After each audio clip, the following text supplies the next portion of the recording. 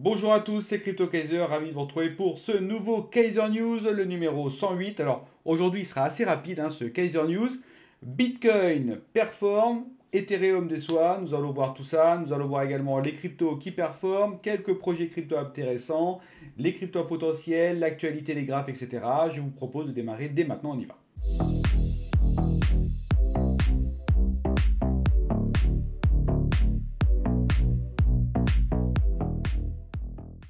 Comme d'habitude, avant de débuter cette vidéo, n'oubliez pas de mettre des pouces bleus, des commentaires, de vous abonner. C'est ultra important pour la chaîne, je ne le dirai jamais assez malheureusement. Bitcoin, 29 517 dollars, magnifique remontada du Bitcoin. J'aurais pensé qui repartent vers le sud. Et pour le moment, force est de constater qu'il se maintient. Il se rapproche des 30 000 dollars. Franchement, chapeau le Bitcoin. Alors on verra, c'est toute l'actualité sur les ETF, etc. qui parviennent à le maintenir. Mais c'est quand même très bien. Et Ethereum, c'est poussif. 1608 dollars au moment où je tourne cette vidéo. Certes, il augmente, mais pas au niveau qu'on attendait.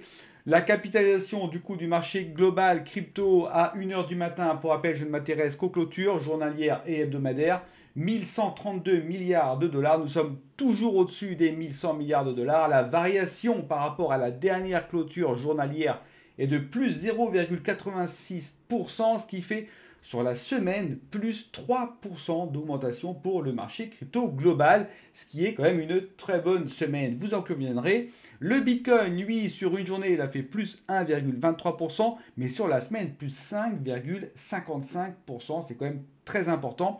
Et l'Ethereum, c'est vrai que ça déçoit, 0,06% en plus sur la dernière journée. Par contre, sur la semaine, il n'a fait que 0,37%. Du coup, au niveau de la répartition, là, on peut voir que le cercle rouge continue de grossir. Là, le Bitcoin, 49,4%, l'Ethereum, 16,6% et les altcoins, 33,9%. L'Ethereum perd du terrain. Forcément, ça se voit au niveau de la dominance. Le Bitcoin performe bien, le marché global sous-performe le Bitcoin. L'Ethereum, j'en parle même pas. Résultat, la dominance qui augmente encore et encore. Et ce, depuis maintenant plusieurs semaines, comme on peut le voir ici, évidemment, ce graphe est en vision hebdomadaire. Quand est-ce que ça va rebaisser? Je ne peux pas vous le dire, malheureusement. Nous arrivons à un stade qui est assez haut tout de même. Logiquement, il devrait y avoir un retracement, ne serait-ce que technique. On verra si l'avenir me donne raison. Côté sentiment crypto, le fameux Fear and Greed, 53, nous gagnons encore un point. C'est quand même pas mal. C'est vrai que le sentiment est plus dans l'euphorie que dans la peur, on va dire. Tout ça à cause de toute l'effervescence qui est au cours des ETF. Ça pousse au niveau des ETF. Les BlackRock, les Grayscale, tout ça veulent absolument leur ETF Bitcoin Spot. La SEC a de plus en plus de mal à jouer la montre. Et forcément, pour les investisseurs, l'espérance est de mise, espérons que ça soit pour quelque chose. La variation du Fear and Greed sur les 200 jours, la trendline commence à remonter petit à petit et on voit bien ici que nous sommes dans une tendance quand même ascendante. Ça, c'est vraiment l'effet ETF, on en parle de plus en plus et forcément on parle d'un ETF Bitcoin plus que d'un ETF Ethereum. Du coup, voilà, il y a des investisseurs, il y a des sociétés, il y a des baleines qui revendent leur Ethereum. Pour le moment, on le voit bien sur les graphiques. Espérons que ça ne va pas trop durer. On nous verra bien. Je continue avec, justement, vous allez voir les saisons crypto. Nous étions bien partis, nous commencions à nous diriger comme ça vers la altcoin saison. Nous avions atteint le style médian et là, back to the roots. Ici, nous revenons dans la Bitcoin saison. Dardar, ça n'a pas fait un pli. La montée était pas mal, la montée était bien structurée. Par contre, paf, on y retourne direct. Nous sommes à 16, très ébithermique comme marché. Voilà, bon bah écoutez, il faut encore attendre, prenons notre mal en patience. De toute façon, encore une fois, le bull run, c'est pas pour tout de suite. Donc, à mon sens, bien évidemment, ça se trouve, je me trompe, mais à mon sens, c'est pas encore pour tout de suite. Donc, ne nous enflammons pas. C'est pas encore pour cette fois-ci. C'est pas encore maintenant qu'on va latéraliser comme ça pour espérer monter. Bon, après, ça aurait été peut-être un petit peu trop propre. Donc, voilà, on retourne ici et espérons qu'on va refaire un travail de sap pour remonter et revenir vers les altcoins saison. L'analyse graphique, ça n'a pas vraiment changé, c'est vrai, depuis le dernier Kaiser News. Franchement, je suis quand même étonné, le Bitcoin est ultra résistant. La belle bougie verte que vous voyez là, elle a tenu, et elle tient encore et encore. Nous sommes au-dessus de la Kijun, au-dessus de la Tekan, sorti du nuage hebdomadaire par le haut. La lagging spine franchit les prix ici. Bon, elle n'a pas encore franchi le nuage hebdomadaire, c'est vrai, mais maintenant, si jamais ça clôture à ce niveau-là, j'ai presque envie de vous dire, le biais est haussier moyen terme sur le Bitcoin. C'est tout. Si le marché veut clôturer au-dessus, on va pas aller contre le marché. Voilà, moi franchement, je pensais que ça allait quand même refaire ça. Je commence à mettre l'imparfait parce que le temps passe, nous sommes vendredi, samedi, dimanche, il reste 2 jours, à voir comment ça va se comporter ce week-end. Mais là, avec la belle bougie verte qu'on a, ouais, franchement, c'est une bonne nouvelle, hein, on va pas se plaindre non plus, vous voyez. Mais attention, si le Bitcoin retrace, les autres cryptos, ça va saigner sévère. Voilà.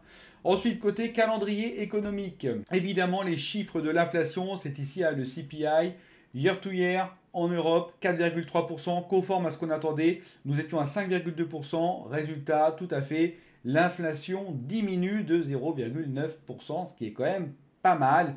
Continuons comme ça, c'est vrai qu'on souffre avec les taux directeurs, mais en tout cas, il y a l'air d'avoir un résultat, ce qui est quand même important. On ne fait pas ça pour rien. Ensuite, nous avons les chiffres du chômage qui sont bons. Attention, hein, c'est toujours pareil, hein, économie versus inflation, l'un ne va pas avec l'autre. Donc là, c'est vrai que l'économie des États-Unis est bien résiliente. Après, c'est pas non plus une effervescence. Donc voilà, je pense que c'est un bon jeu d'équilibriste entre l'économie et l'inflation. Et puis on a eu le discours de M. Powell. Bon, en fait, toujours un petit peu pareil, hein. Il suit l'inflation, il regarde l'inflation. Si vraiment ça part au vrille, il va réaugmenter les taux. Pour le moment, il reste sur son objectif. Le discours n'a pas été à couteau tiré, c'était même plutôt assez timoré. Le marché a à peu près apprécié. Ça va. Il n'y a pas eu de, voilà, il y a pas eu de gros cataclysme par rapport à tout ça.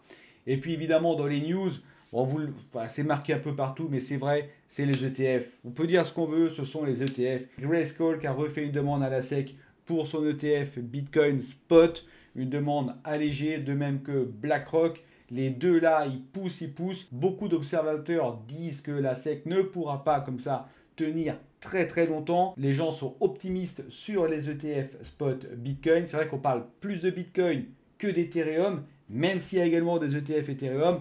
Résultat, dans le mindset de chacun, c'est le Bitcoin, on pense ETF Bitcoin, et je pense que c'est la raison pour laquelle c'est le Bitcoin pour le moment qui tire tous les avantages de cette effervescence autour des ETF. Voilà, à un moment donné, c'est toujours pareil, hein, celui qui montre la route, c'est Bitcoin, mais derrière, par contre, si ça se passe bien, il y a peut-être les autres qui vont arriver, enfin l'autre, parce que pour le moment, il n'y a que l'Ethereum, hein, de mémoire. Donc peut-être que lui aussi va rattraper le train, mais pour le moment, c'est vrai qu'Ethereum, il souffre, hein, c'est pas terrible, hein, il stagne alors que lui, il performe. Voilà, c'est comme ça. Je continue avec le top 15 crypto. Bitcoin, donc est-ce qu'il y a eu des changements notoires? Bon, alors effectivement, c'est quand même assez vert, hein, franchement, même la journée d'hier. De toute façon, la semaine, ça a été une très bonne semaine, hein. Bon, Ethereum 0%, c'est vrai que c'est dur. Bitcoin 1%, XRP 4%, hein, bien XRP, hein, il a redépassé les 0,5, super. Le Lido Stake Ethereum, forcément, il suit l'Ethereum. Le Solana, il a repris 5%. Solana envolé, hein. Franchement, Solana 8e. Ouais, il se rapproche du Lido Stake Ethereum, hein. Il a laissé sur place le Cardano, là, hein, 8,5. Bon, il augmente d'1%, mais ouais, Solana, très très bien. Le Dogecoin, il stagne. Lui, on n'en parle plus trop pour le moment. Le Tron, il a pris 1%. Toncoin, il a pris 1%. Le Polygon, qui a pris 1% également. Et Rob Bitcoin, qui a pris 1%. Ah, il est repassé au-dessus du Polkadot, qui lui maintenant est 15e Polkadot. Attention Polkadot. Et donc du coup notre fameux Litecoin n'est plus dans ce tableau, hein. Bon, il reviendra peut-être, hein, mais pour le moment, voilà, il n'y est plus. Voilà ce que je pouvais dire du coup sur le top 15 crypto. Je continue avec les cryptos qui ont le mieux performé. Pour rappel, capitalisation 1 à 250, ce sont les cryptos les moins risqués à mon sens. Même si ça reste toujours risqué, je vous le dis à chaque fois, au minimum 75% dans votre portefeuille de ces cryptos-là, BTC ETH 50%. Je commence avec Bifrost qui a pris 84% au niveau de son prix, 146 places en plus, 58% au niveau de la list supply, ce qui est pas mal, énorme augmentation de volume. Ça, c'est vraiment une entité décentralisée qui est gérée par une DAO et uniquement par une DAO, c'est-à-dire qu'il n'y a pas de société, etc. Et du coup, ça propose une blockchain d'infra qui est compatible EVM pour créer des applications décentralisées multi-chaînes. Je continue avec Ardor qui a pris 29% au niveau de son prix, 44 places en plus dans le classement. Ça, c'est une solution BaaS, c'est-à-dire Blockchain as a Service, qui permet aux entreprises et aux développeurs justement de créer leur propre blockchain personnalisée, sans avoir évidemment à coder. Donc il y a la sécurité qui est prise en compte, la possibilité de smart contracts, de créer des jetons personnalisables, etc. Ensuite, je continue, Swissborg qui a pris 15%, 21 places en plus. Swissborg, ça c'est tout simplement une plateforme d'investissement, un peu comme le Celsius, sauf que là, ce n'est pas pareil que le Celsius, je vous rassure. Swissborg, c'est tout de même une société qui est estampillée par l'AMF, hein, l'autorité des marchés financiers. Donc ça permet du coup d'investir dans les cryptos, ça permet d'acheter des cryptos contre du fiat et de les staker, de faire du rendement sur ces cryptos.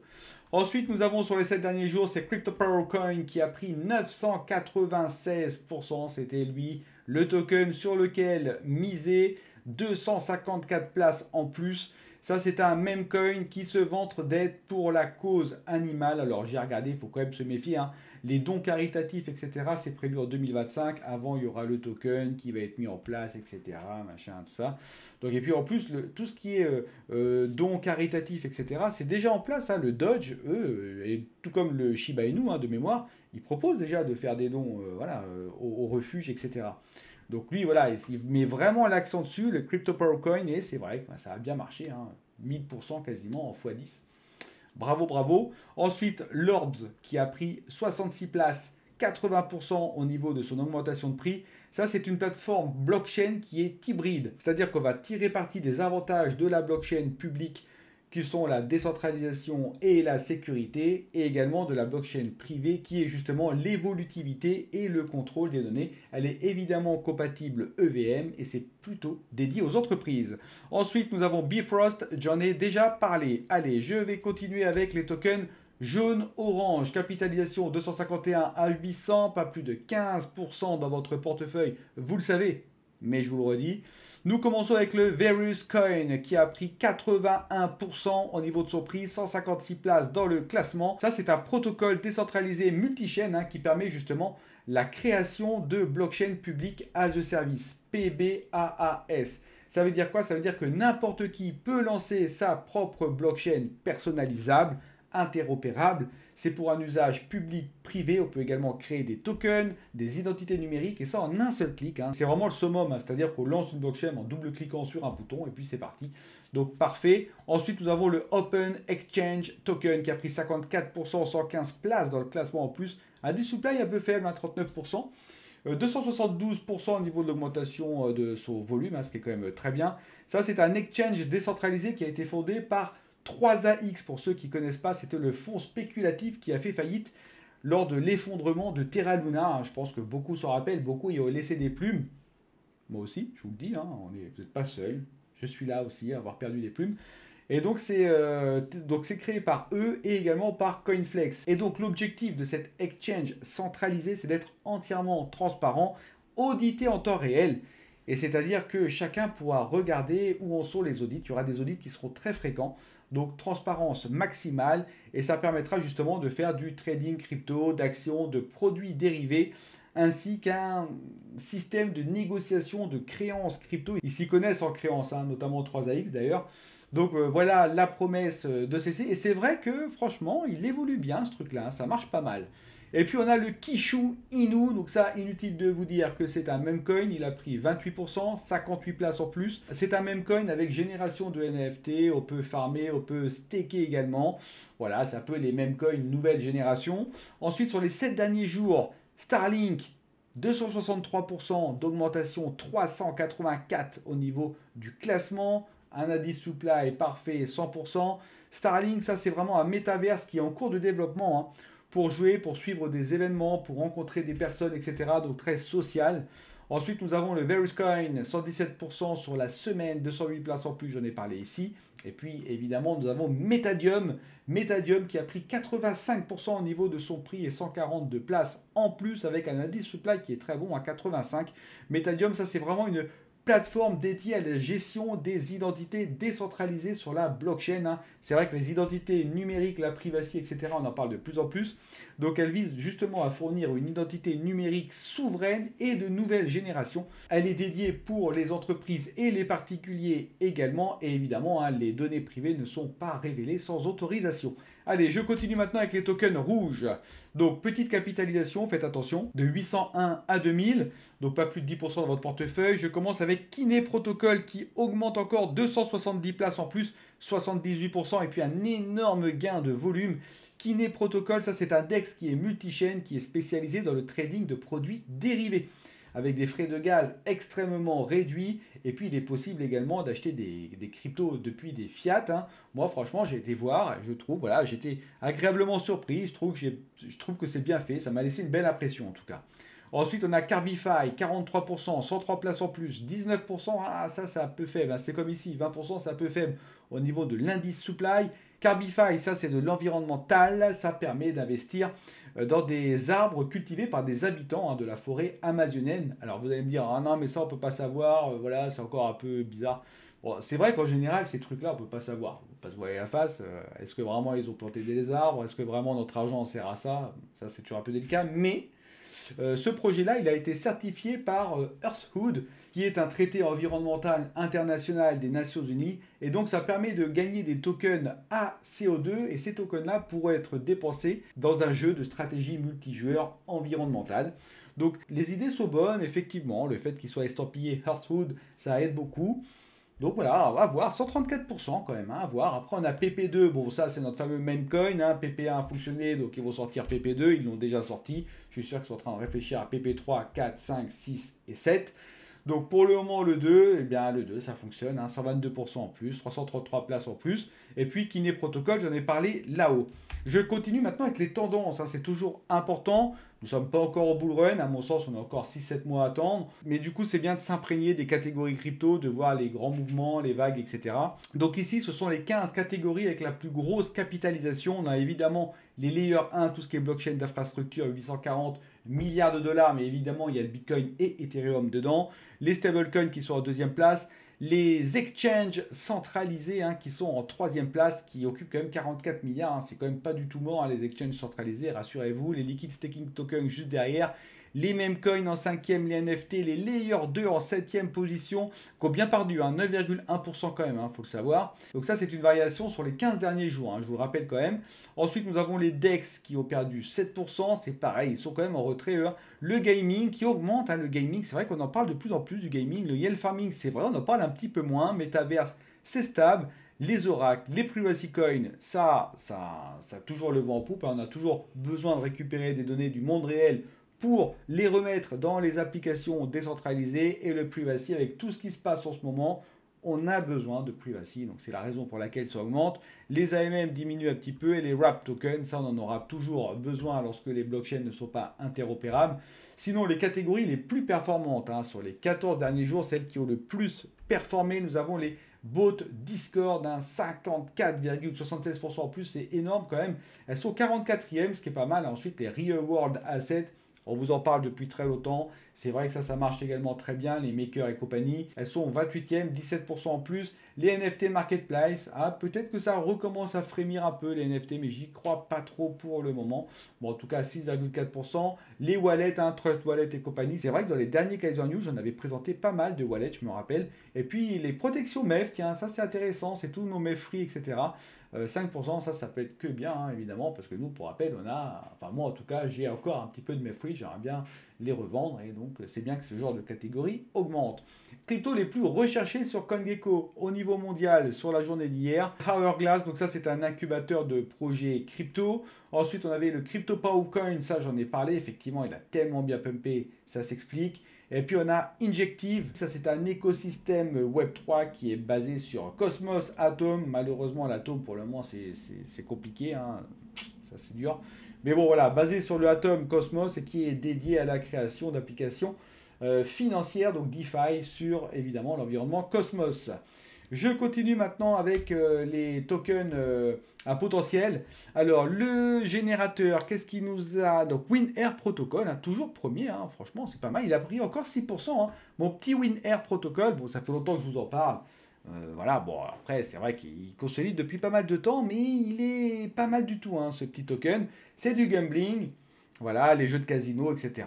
Il y a le Roll Bitcoin, il y a Wall Street Bet Apps, et puis il y a le WinAir Protocol. Voilà, moi j'ai choisi WinAir Protocol hein, pour des raisons de graphes et compagnie, et puis parce que je n'avais pas pu prendre le train en marche sur le Roll Bitcoin, je me suis rabattu dessus. Je pense que le gambling, ça a vraiment toute sa place dans les cryptos. Hein. C'est comme les meme coins, ça a toute sa place, la DeFi, ça a sa place, etc. Mais les jeux d'argent, les jeux de casino, tous ces trucs-là, voilà, ça il y en aura, quoi qu'on puisse se dire.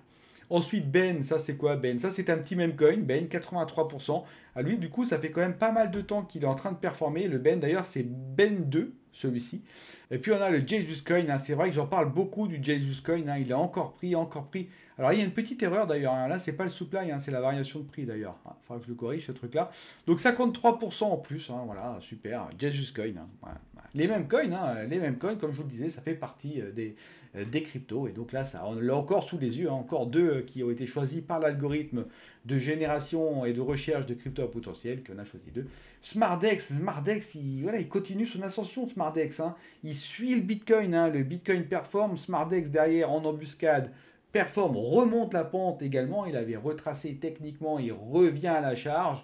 Et espérons que ça dure, espérons qu'il puisse consolider maintenant et repartir encore un petit peu à la hausse derrière. Comme je vous l'ai dit, moi j'y crois à ce projet, donc je n'ai pas revendu mes tokens. Contrairement à Mayfree, où lui du coup j'ai revendu 75%, mais ça fait maintenant longtemps, il me reste 25%, donc j'attends un petit peu. WinAir aussi. Crockbot, il performe bien, hein. Ça y est, là je suis bien dans le positif sur Crockbot. Contrairement à Lootbot d'ailleurs, où je ne suis pas encore. Mais Crockbot, lui, il est franchement bien, hein, le petit Crockbot là. Donc, bah écoutez, j'attends encore un petit peu. Je vous dirai quand je commencerai à m'en séparer. Ça va peut-être pas tarder. Je vais peut-être commencer petit à petit à revendre des Crockbots parce que voilà, là je suis quand même en gain, donc faut pas non plus, voilà, dans ces temps un peu troubles, et voilà, il faut savoir aussi hein, récupérer des TP, bien évidemment. Pour le reste, je vous rappelle évidemment que, un, cette émission n'est pas sponsorisée, donc il n'y a pas de société qui me paye, etc. pour présenter mes tokens. Deux, si ça vous plaît, et même si ça vous plaît pas, j'ai envie de vous dire, c'est pas grave, vous pouvez quand même mettre un like, un commentaire et vous abonner à la chaîne. Je vous en voudrais pas. Je vous souhaite à tous un excellent week-end, profitez bien et quant à nous on se retrouve mardi. Bye bye tout le monde.